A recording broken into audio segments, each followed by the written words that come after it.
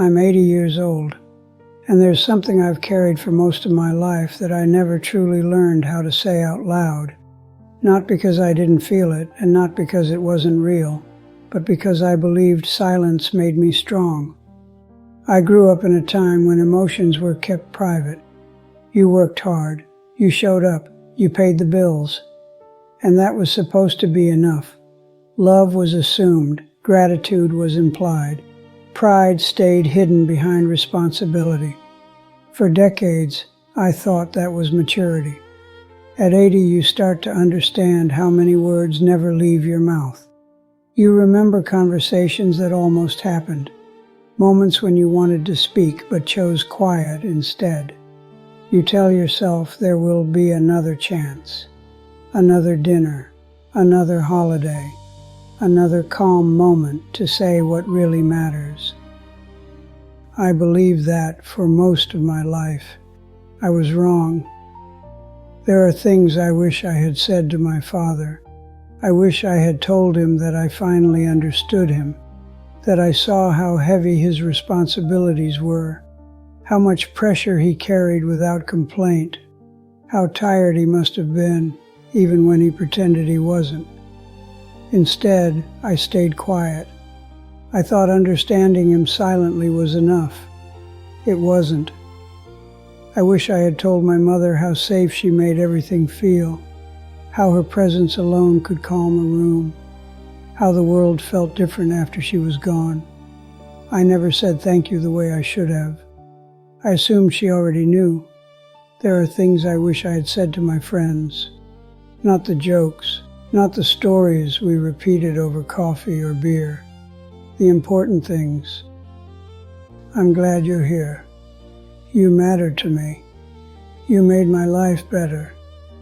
We don't say those things easily, especially men of my generation. We hide them behind humor, behind routine, behind distraction. And then one day the chance disappears. The most painful words are not the ones spoken in anger. They are the ones never spoken at all. At 80, silence becomes loud. It sits with you in the early morning. It follows you into empty rooms. It reminds you of every moment you chose pride over vulnerability. I used to believe that saying how you felt made you weak, that it exposed you, that it gave people power over you. What no one told me is that silence gives time power instead, and time never gives anything back. There's a memory that returns to me often. I remember standing in the doorway late one night, putting on my jacket, preparing to leave early for work. My wife was sitting at the table, folding laundry. She looked tired. She asked me if everything was okay. I said yes. What I meant was no. What I meant was that I felt overwhelmed, that responsibility was slowly erasing me, that I missed us. But I didn't say it. I didn't want to burden her. I didn't want to look weak. So I stayed quiet, and silence slowly built a distance I never intended to create. Love doesn't disappear suddenly. It fades quietly when it isn't spoken. It assumes, it waits, it hopes, and eventually it hardens. I told myself that actions mattered more than words, that providing was love, that consistency was love. But love also needs language. It needs to be named. It needs to be heard. Otherwise, people are left guessing. There are things I wish I had said to my children. I wish I had told them how proud I was more often. Not only when they succeeded, not only when they achieved something impressive, but when they were simply themselves. I wish I had told them that my absence was not their fault, that my distance was not disappointment, that my silence was not indifference. Children fill silence with their own explanations, and those explanations are rarely kind. At 80, you realize something painful. People don't remember what you meant to say. They remember what you actually said, or what you never said at all. I thought conversations could be postponed safely. They can't. Some doors don't close loudly. They just stop opening. There's a strange cruelty in having the right words arrive too late. You sit alone with sentences that no longer have ears to hear them.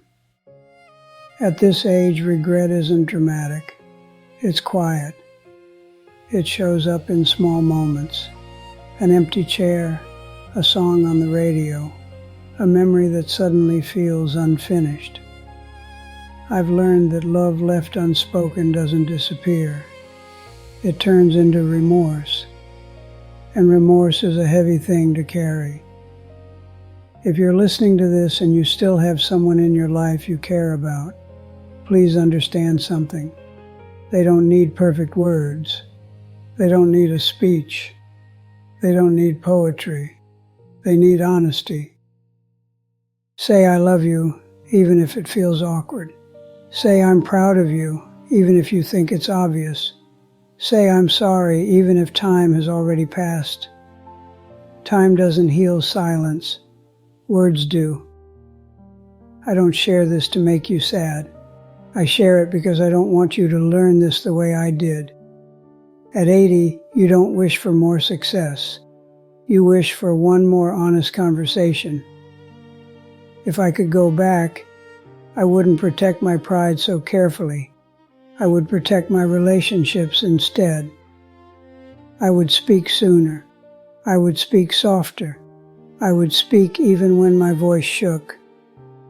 I'm 80 years old now. There are words I will never get to say. But if you're still listening, you still can. Don't wait. Leave a comment and tell me one thing you wish you had said sooner. There's still time to say what matters.